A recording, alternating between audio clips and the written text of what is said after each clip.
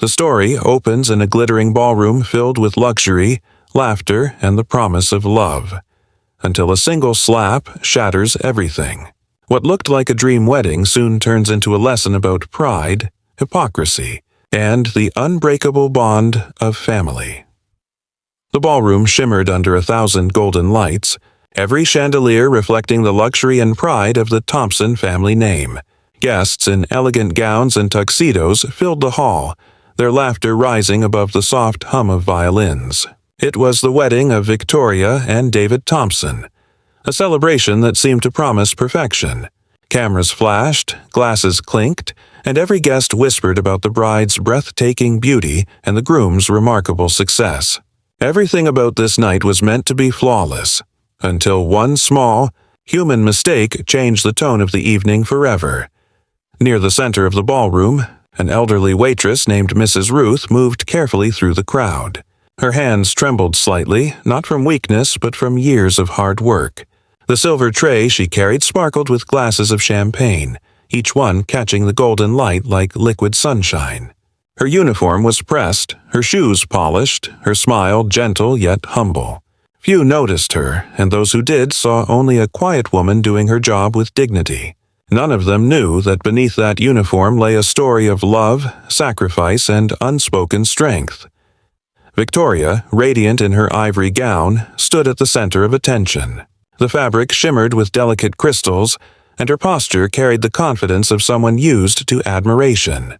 As Mrs. Ruth passed by to offer champagne, the crowd's chatter drowned out the soft sound of her footsteps. Then, as she reached toward the bride, someone brushed past her shoulder, and a few drops of champagne slipped from one glass, landing right on the pristine white fabric of Victoria's dress.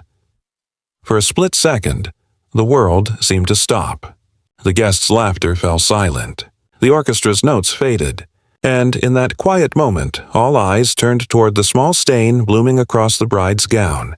Victoria froze, her face tightening as disbelief turned to fury. The elderly woman immediately lowered her tray, apologizing softly, her voice trembling. But Victoria's anger was louder than her apology.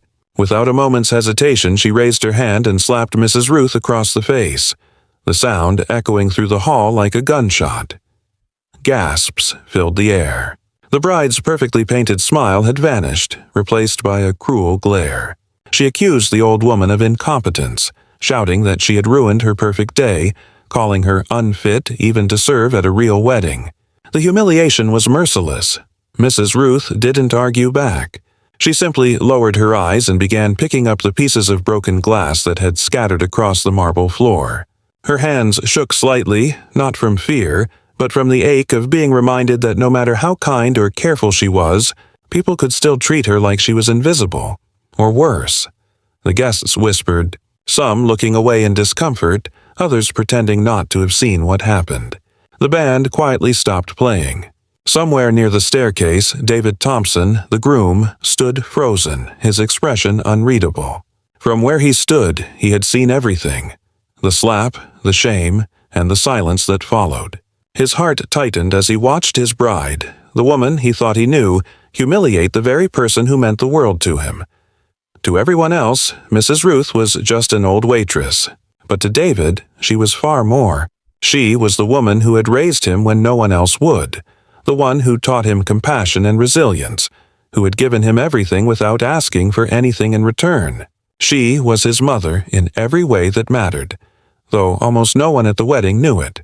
And now, on what should have been the happiest night of his life, he stood there watching the woman he married strike the woman who had saved him. The ballroom, once filled with warmth and laughter, now felt cold and tense. The guests avoided eye contact, unsure of whether to comfort the waitress or remain silent in loyalty to the wealthy bride. The photographer lowered his camera, unwilling to capture this moment of cruelty. Mrs. Ruth quietly excused herself, retreating toward the kitchen with a dignity that made her appear taller than anyone in the room. Her cheek burned, but her eyes did not water. She had faced worse in life: hunger, loneliness, long nights working double shifts. But this pain, the pain of being struck by the woman who was about to become part of her son's life, cut deeper than any wound she had ever known. David's fists clenched at his sides, He could still hear the echo of the slap ringing in his mind. The image of his mother's bowed head felt like a wound he couldn't ignore. He took a slow breath, forcing himself to remain still.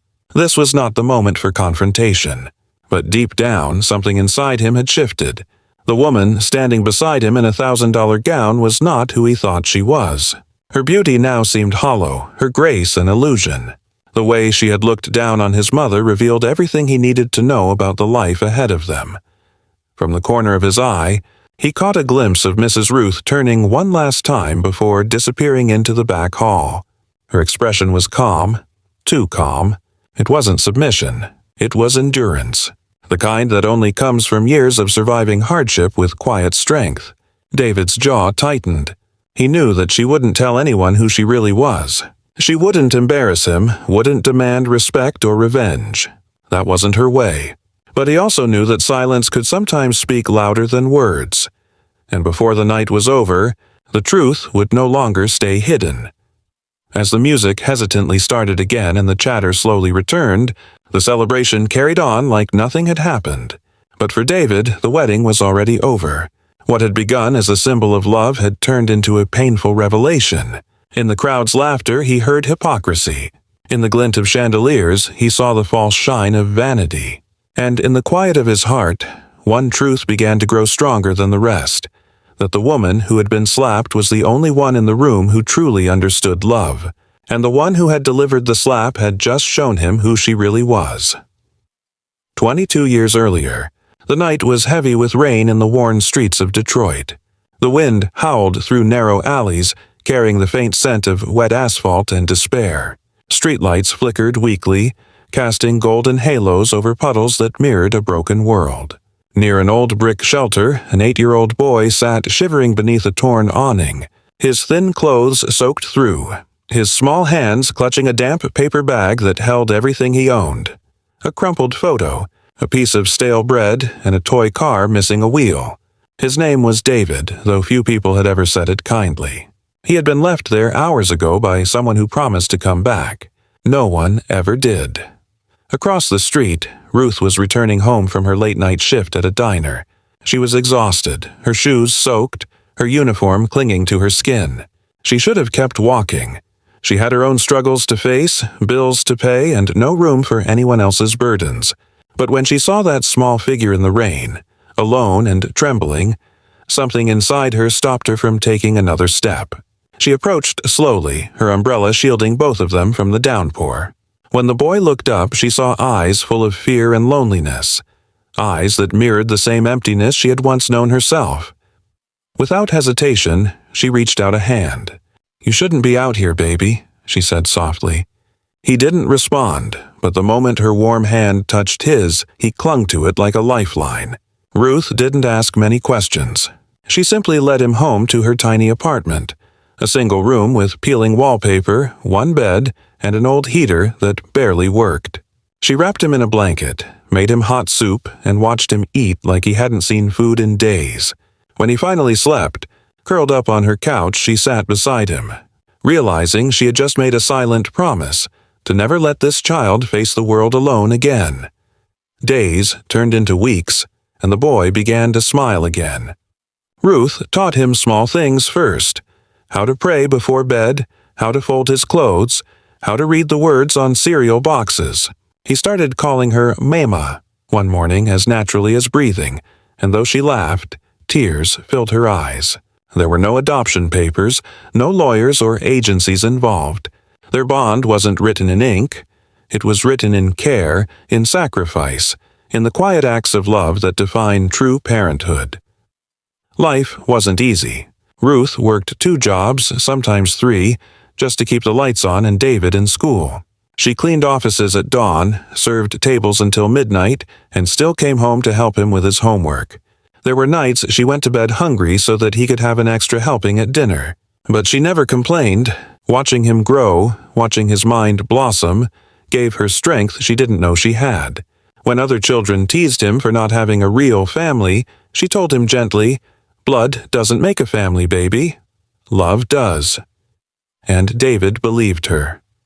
Years passed, and the little boy who once hid from the rain became a young man who ran toward opportunity. He studied hard, won scholarships, and earned every success through determination and humility. Ruth would sit in the front row of every school event, her work uniform still on, clapping louder than anyone else. When he graduated from college, she cried openly, holding the diploma like it was her own. She had given him everything she had, and in return he gave her purpose, joy, and the pride of a mother who had beaten the odds. When David finally became a successful businessman, he never forgot where he came from. The first thing he did with his savings was surprise Ruth with a small, beautiful home on the edge of the city. It wasn't grand, but it had a porch where she could drink coffee in the morning and a garden she could tend in peace. The day he handed her the keys, she held them in her trembling hands and whispered, "You didn't have to, son." He smiled and said, "You gave me everything I needed. This is the least I can do." It was a quiet, perfect moment, a full circle of love repaid in gratitude. But life, even in its most peaceful chapters, has a way of testing hearts. One evening, over dinner, David introduced Ruth to a woman he had been seeing. Victoria. She was young, sophisticated, and beautiful, dressed in elegant simplicity that carried a sense of wealth. At first, Ruth felt genuinely happy for her son. She wanted him to have companionship and joy beyond work. But as the evening went on, she noticed something unsettling in Victoria's smile, a subtle stiffness, a polite mask that never reached her eyes. Victoria complimented the food but commented that it tasted homey, as though it were beneath her refined tastes. She looked around Ruth's modest living room, the old furniture, the faded curtains, the photos of David growing up, and her lips curved in a restrained smile that almost felt like pity. Ruth noticed how she avoided touching anything, how she glanced at David with a look that said, "You could have done better." Ruth remained quiet, responding to Victoria's shallow remarks with warmth and grace. She didn't need to defend herself. She had weathered too many storms to be shaken by vanity. But deep inside, she felt a cold whisper of doubt. Something about this woman wasn't right. Beneath the polite words and delicate manners, there was an edge, the kind that comes from someone who sees kindness as weakness and humility as inferiority. That night, when Victoria and David left, Ruth stood at the doorway, watching the taillights fade into the distance. Her heart was heavy, not because she feared losing her son, but because she knew the world had taught her to read people carefully. And Victoria's eyes told a story she didn't trust. Still, she said nothing. David's happiness meant more to her than her instincts. She simply whispered a quiet prayer into the night, that love wouldn't blind him to what pride could destroy. The laughter and music from the ballroom carried faintly into the kitchen, but Ruth could no longer bear to listen. She sat alone at a small table in the corner, her trembling hands pressing a cold cloth to her bruised cheek. The sting of the slap had faded, but the humiliation still pulsed through her chest. Around her, the staff moved quietly, avoiding eye contact, unsure of what to say. A few whispered apologies slipped through the silence, but Ruth only offered a tired smile in return. She didn't want pity. She had survived far worse than this moment. But what broke her heart wasn't the pain.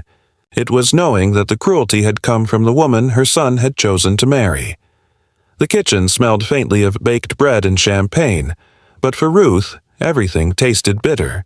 She replayed the moment in her mind, the bride's anger, the sharp crack of skin against skin, the faces turning away instead of stepping forward. Yet, even as her pride burned, she refused to make a scene. She didn't want to ruin her son's wedding. She knew how much he had dreamed of this day. So she stayed quiet, composed, letting her silence carry the dignity that others lacked. The swinging door creaked open softly, and David stepped inside. His suit jacket hung loosely, his tie undone, his expression tight with barely restrained fury. When he saw her sitting there, his heart twisted. He had seen the whole thing, every cruel word, every shocked whisper, and the image of his mother standing there, humiliated before hundreds of people, had carved itself into his soul. He knelt beside her, taking the cold compress from her hand, and pressed it gently against her cheek. She didn't look up, but she could feel his anger shaking through his fingertips. "Don't do anything foolish," she whispered, her voice calm and steady. "It's your wedding night. Let it go." But David couldn't. The woman he had vowed to love had shown her true face in front of everyone. The glittering wedding gown, the perfect smile, it was all a mask hiding something ugly. The silence between them grew heavy. Ruth tried to smile, telling him to return to the ballroom to finish what he had started. But he shook his head slowly, eyes dark with resolve. "I'll make this right," he said quietly. Not with anger, with truth. Ruth didn't argue. She knew the strength in her son's voice, the steadiness that came from years of watching her fight the world with grace. She touched his face softly, her thumb brushing against his jaw. "Be careful," she said. "Revenge is heavy to carry. Just let people see who they really are." He nodded, kissed her forehead, and helped her to her feet. He insisted she go home and rest. After a moment's hesitation, she agreed, knowing she could no longer bear to stay where she wasn't respected. As she left through the service door, the cool night air greeted her like an old friend, whispering that the truth always finds its way to light. Back in the ballroom, David returned to the celebration with a mask of calm composure. The guests greeted him with laughter and compliments, unaware of the storm building behind his steady gaze. Victoria smiled radiantly as though nothing had happened, her charm returning effortlessly as she mingled with the crowd. She clung to his arm, playing the perfect bride once more. But David's mind was miles away.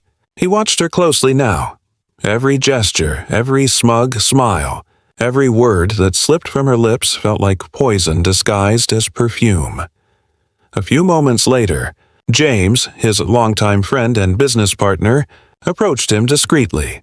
James had witnessed the confrontation too and had seen the darkness behind Victoria's mask.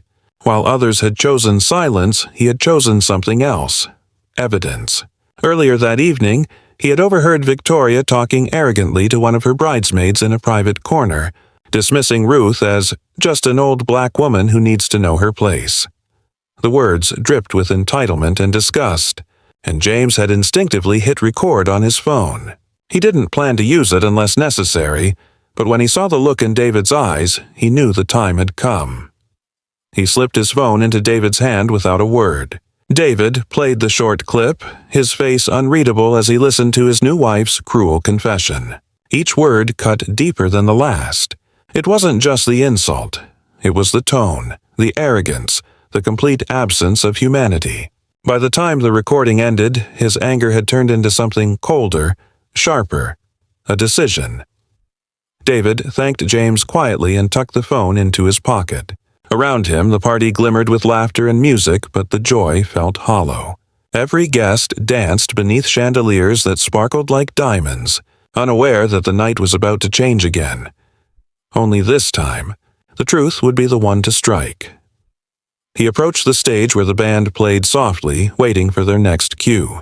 Victoria, ever the center of attention, was laughing with her bridesmaids, oblivious to the shift in the air. The groom raised his glass and smiled, masking every emotion with effortless control. He joined conversations, posed for photos, and thanked guests as though nothing were wrong. But behind his composed expression, his thoughts were precise, measured, and deliberate. The humiliation of his mother would not be met with violence or chaos. It would be met with revelation. David had always believed in fairness, in the power of truth to outshine lies. And tonight, before the people who had praised his bride's grace and envied her beauty, he would peel away that facade for all to see. As the evening wore on, Victoria stood on the dance floor, her smile radiant, her laughter echoing. She had no idea that her own words, her arrogance, her cruelty, were now in the hands of the very man she thought she had completely fooled. The night glittered around her, but its light was turning against her. From the corner of the room, David watched her, silent and still. His heart was heavy with disappointment but guided by clarity. Love couldn't survive deceit. Respect couldn't coexist with cruelty. And before the night was over, everyone would know that the woman who had worn the crown of a bride had already lost the crown of decency. The truth was ready to speak, and David was ready to let it. The ballroom glittered with the glow of chandeliers as the night drew closer to its end. The guests were relaxed now, slightly drunk on champagne and the illusion of perfection. The bride and groom stood side by side, the picture of elegance, and the air was filled with soft music and laughter. When David tapped the microphone, the crowd turned toward him, expecting a thank you speech, something sweet and sentimental to end the night. His calm smile reassured them. Even Victoria, radiant and unsuspecting, clutched his arm proudly, convinced that the earlier chaos had been forgotten. She had already rewritten the story in her mind, the waitress's mistake, her overreaction, the quick return to celebration. She believed that power and beauty could erase anything. But what she didn't know was that her mask was about to fall in front of everyone who once admired her. David's voice was steady as he began. He thanked the guests for their presence, his tone gracious and composed. He spoke of gratitude, of love, of how two families had come together to celebrate a new chapter. The crowd nodded, smiling, clinking their glasses. Victoria's eyes sparkled as she watched him, certain that his words were a tribute to her. But then his tone shifted, subtle at first, but unmistakable. His smile faded. His next words landed with the quiet weight of something deeper. "Tonight," he said slowly, "I've seen something I never thought I'd see. The truth about love, respect, and what it means to be human." The room fell silent. The bride's hand tightened around his arm, uncertain now. He looked at her gently but without affection. "Before we continue celebrating, I need to acknowledge someone very important," he continued. "Someone who worked here tonight, though she should have been sitting beside me." He turned toward the staff entrance and the crowd followed his gaze in confusion. "Many of you saw an elderly waitress earlier," he said. "You saw her being humiliated. You saw her being treated as if she didn't belong." The guests shifted uncomfortably, recalling the scene. "What none of you knew," David continued, his voice growing stronger, "is that the woman you saw, the one who was struck, is the reason I stand here today. She is not a waitress. She is my mother." A collective gasp swept through the hall. Chairs scraped against the floor. Victoria's eyes widened, the color draining from her face. She laughed nervously, trying to interrupt him, but he raised a hand and silenced her with a calm that was more terrifying than anger. "Her name is Ruth," he said. "She found me when I was 8 years old, abandoned and forgotten. She took me in, raised me, taught me everything I know about love, hard work, and grace. Every success I've ever had began with her sacrifice. And tonight, the woman I thought I loved humiliated her in front of all of you." The whispers grew louder. Guests turned to stare at Victoria, their admiration melting into disbelief. Her painted smile faltered as she stammered, "That's not true. I didn't know." But David's hand reached into his pocket and he lifted his phone. "You didn't know?" he said quietly. "Let's hear what you said when you thought no one was listening." He pressed play. Victoria's voice filled the speakers, sharp, cold, and dripping with arrogance. "Just an old black woman who needs to know her place." The room went deathly still. The sound echoed across the marble walls, bouncing between stunned faces and disbelieving eyes. Every word she had spoken in secret now became her undoing. When the recording ended, silence followed. A heavy, suffocating silence broken only by the distant hum of the chandeliers. Victoria stepped back, her voice trembling as she tried to explain, to twist the truth, but no one was listening anymore. Business partners she had tried to impress turned away. Guests she had flaunted her elegance before lowered their eyes. Her perfect image crumbled like glass, and all the beauty she carried seemed meaningless against the ugliness of her words. David looked at her one last time, his expression unreadable. "You built this marriage on lies," he said quietly. "On appearances, not respect. I can't share my life with someone who looks down on the very person who gave me mine." From his pocket, he pulled out a thin envelope and handed it to her. She opened it with shaking hands. Annulment papers. The whispers in the crowd grew louder, some pitying her, others disgusted. Victoria dropped the envelope, her eyes glassy with disbelief. "You can't do this here," she whispered. "Not in front of everyone." "This," he said softly, is exactly where it needed to happen. At that moment, the ballroom doors opened. Ruth stood in the doorway, dressed in her simple uniform, the faint bruise on her cheek visible under the soft light. The guests parted instinctively, their guilt palpable. David walked toward her, took her hand gently, and led her to the center of the room. "This," he said, turning to the crowd, "is my true family, the one who taught me what love really means." The room erupted in applause, hesitant at first, then heartfelt. Some guests approached Ruth to apologize. Others stood frozen, realizing how quickly they had judged her by her uniform. Victoria slipped out quietly, her gown rustling like paper, her once bright future fading into the silence behind her. Months passed. The world that had once adored Victoria turned its back on her. The scandal spread quickly. The recording had leaked, and no one wanted to be associated with the name she had so carefully polished. Her career collapsed, her luxury apartment was sold, and her friends disappeared. Ironically, when she was finally forced to do community service to repay her debts, she found herself working in a program for the elderly, serving food, washing dishes, standing behind tables like the waitress she once mocked. And on one of those quiet mornings, Ruth walked in, now volunteering as a supervisor for the same program. Their eyes met briefly. Ruth didn't gloat or sneer. She simply nodded, offering the same calm grace she had always carried. That moment said more than any punishment could.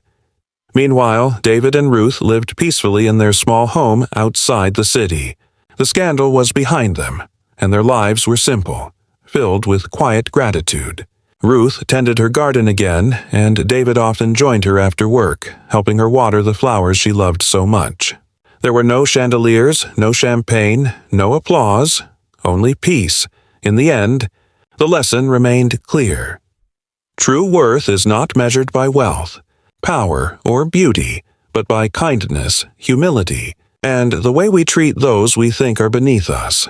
For it is often the hands we dismiss that are the ones holding us up when the world turns away.